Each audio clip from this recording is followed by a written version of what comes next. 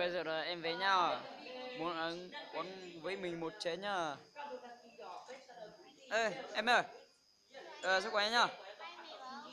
Ừ, mai anh về ạ. Ừ, vâng, sức khỏe nhá. Ừ, chắc có ạ. Vâng, đúng rồi, đúng rồi. Đúng rồi. Khi nào có khi bạn diễn thế thì anh sẽ xuống. Sẽ gặp nhau thêm nữa. Vâng. Vâng. Vâng, rất là sức khỏe nhá.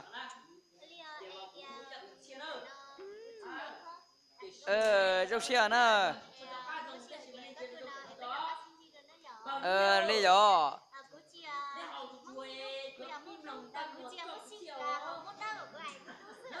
Giờ mong đu nữa rồi. Mong đu nữa rồi. Bây giờ mong si nữa rồi. Lý à. Khăn à. Nó giờ bé từ mùa bé mong đu nữa rồi. Hảo nữa, hảo nữa.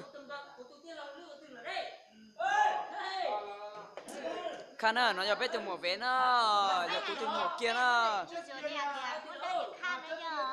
Lý khăn à. Bye bye.